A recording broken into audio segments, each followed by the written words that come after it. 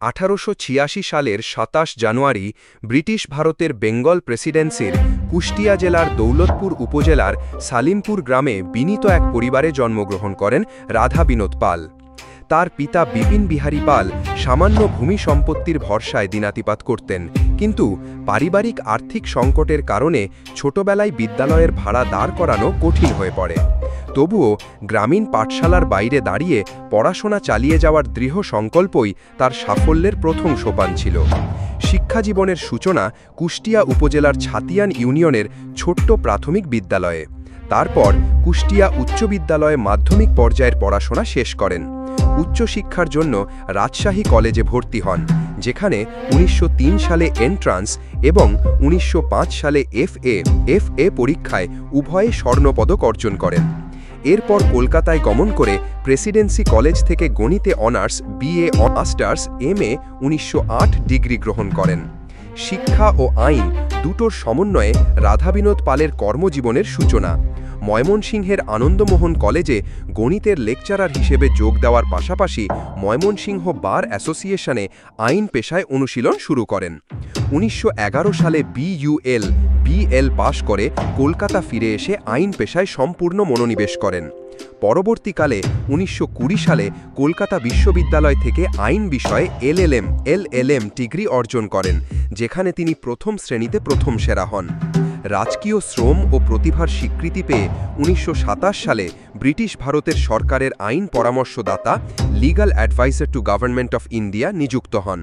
১৯৪১ সালে কলকাতা হাইকোর্টের বিচারকের পদে অভিষিক্ত হন এবং ১৯৪৪ থেকে ১৯৪৬ সাল পর্যন্ত কলকাতা বিশ্ববিদ্যালয়ের উপাচার্য ভাইস চ্যান্সেলর হিসেবেও দায়িত্ব পালন করেন।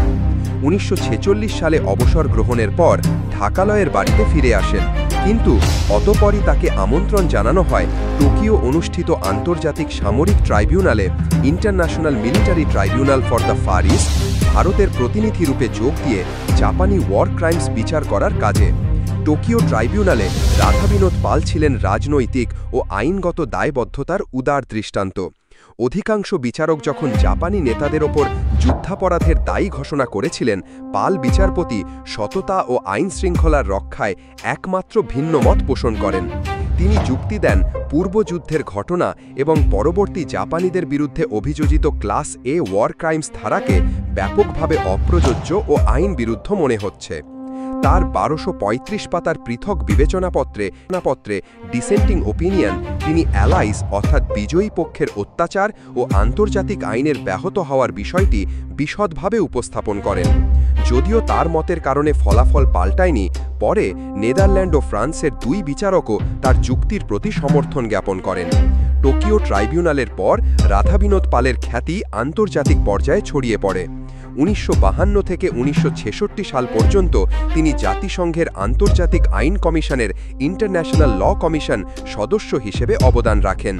১৯৫৯ সালে ভারত সরকার তাকে পদ্মবিভূষণ প্রদান করে এবং জাপানি সম্রাটের তরফ থেকেও সর্বোচ্চ বেসামরিক সম্মান লাভ করেন। তার বিশুদ্ধ মতামত ও অটল ন্যায়বোধের কারণে আজও টোকিও এবং কিয়োটোর স্মৃতিস্থানগুলোতে তার প্রতি শ্রদ্ধা অর্পণ করা হয়। জীবনের শেষ দিনটি আসে ১৯৬৭ সালের ১০ জানুয়ারি কলকাতায়। পিডলাইটের আলোয় দাঁড়িয়ে আন্তর্জাতিক আইনের ইতিহাসে এক নবদিগন্ত উন্মোচনকারী এই ব্যক্তিত্বের অধরা ন্যায় বিচার ও অসামান্য সাহস আজ প্রকট আলোয় প্রস্ফুটিত, কুষ্টিয়ার গর্ব হিসেবে।